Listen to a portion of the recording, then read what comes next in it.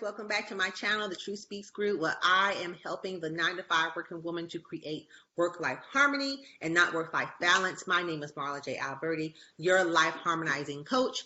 And this week, I want to talk to you about 5 dangerous interview tips to avoid. And yes, I have interviewed many people.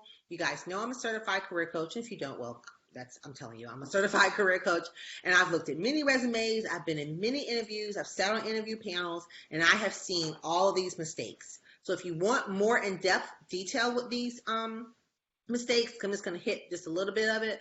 Go over to my blog, theworkingwoman.co, subscribe, and you'll have a full-blown layout of these particular tips. But here's some tips that you just want to avoid.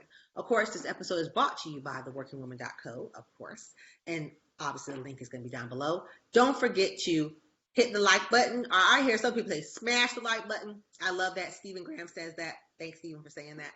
Smash the like button and also subscribe to the channel. So I'm looking at my notes here because I don't memorize stuff. You know why you have notes. But avoiding shaking hands is number 1 on the list. Oh, have you ever seen people, when you walk into an interview or you meet them, they just look at you like that? Walk up to your interviewer, walk up to your receptionist, shake their hand, and let's talk about how to properly shake the hand. So the web, this right here and this right here, needs to meet. This is how you shake hands, not like this. You know, I got my fingers here in the way, but yeah, not like this, okay? Web to web when you shake hands. It is so disrespectful in actually some countries to even touch the fingers like this, like you're like the person's nasty. I have talked and interviewed many people where they just touched our hands like this, and I don't understand that. Web to web, people, when you shake hands, okay? Don't forget that. Number 2, avoiding eye contact.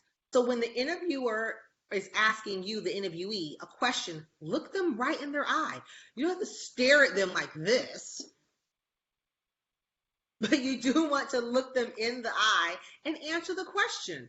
Looking people in the eye shows that you're confident in your answer, even if you may not be, but it shows that you're confident in your answer and you're confident in what your stance is, and you're serious about wanting this career and this job. Remember, this job that you're applying for is just another step in your career. Remember, my quote is, jobs are just steps in careers. This is a journey in your career, that's all. So you want to make sure that you're not avoiding eye contact. Look them in the eye and show them respect, because it is a sign of respect in many countries, especially the United States. Tip number 3, acting nervous. I get it. We're all nervous. I've been on interviews. I've been nervous. So we can't say that, oh, we're not going to be nervous. The interviewer knows that you're going to be nervous, but avoid the tapping. I'm not sure if you guys can hear that, but avoid the tapping of your fingers, playing with pens, you know, playing with your feet, your legs, tapping your legs. It's a distraction, okay? The interviewer is going to be like, okay, calm down. It's okay. And I've seen this. I've actually had to calm down candidates in interviews because they were so nervous. It is okay. It's okay to just rest. I recommend doing some meditation.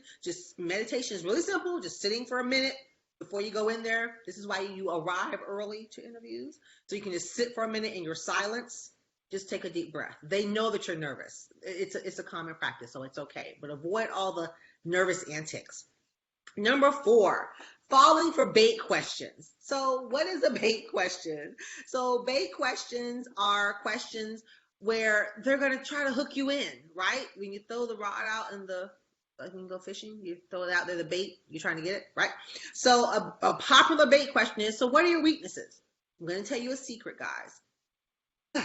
They're looking for you to answer the question. They want to hear a weakness because they want to know that you're teachable. They want to know that you're a human being. All of us have weaknesses. Doesn't mean that we can't work on them. Doesn't mean that we can't get better at them. But we all have something that we do a lot less than we do better, right? So that's what we call a weakness. So instead of saying, well, my weakness is I tend to be late sometimes. Don't say that. Don't say that. Okay. Instead of saying I tend to be late sometimes, say something like my weakness is I'm a perfectionist. I try to get the job done perfectly, but I know I'm working my hardest. So instead of working perfectly, I know I can just try to turn that around and give you a good time frame to where I can get the job done and have as much detail as to your satisfaction. Ta-da! That's a perfect answer instead of saying I am late or I just have to turn in perfect work so my assignments, so my project's going to be late, right? So again, they're looking for you to answer the question, but don't make yourself look so bad. And the fifth one is a big one. Oh God, bad mouthing your ex. So your ex, not your ex-boyfriend or ex-girlfriend or ex-spouse or ex-husband or ex-wife. Your ex is the company that you're trying to leave, okay? Don't badmouth them. Number one, in an interview, they cannot ask you what company are you currently at, right? They should already know that if you put it in your information, but they're not supposed to ask you that. They're going to ask you, however, why are you looking for a new position? Or why should we hire you? Or what are you looking for to coming on board with our company? They're going to want to know more about them than asking why you're leaving, but they're really trying to ask why you're leaving the other company. So just be careful with that. So with that being said, say the popular answer. I'm looking for career growth. The company I'm at now is outstanding, but I want career growth. I'm looking for career advancement. I want to work in my degree field. I want to work in this new industry. I want to learn. That's the perfect answer. That's the answer they want to hear anyway. I want to work with a company that's developing and growing a little bit more. Great. That's the perfect answer. Instead of saying, well, the company I'm at now doesn't have a lot of career growth and they're not doing this. No. Don't do that, guys. Okay. So just to round that up, of course, avoid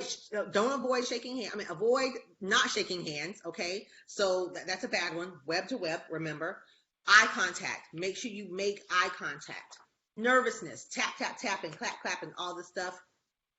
Calm it down. Fall into the bait question. Just think about what they're trying to ask you, behind what they're trying to ask you. And of course, bad mouthing your ex. Don't do that. Okay, guys, I hope this video helped you in your next interview. Please let me know, comment down below how it's helping you. And if you have any interview questions, let me know. Don't forget to go over to theworkingwoman.co, subscribe to the blog, email me with any concerns if you want to get interviewed. And I'll see you next time. Goodbye, guys.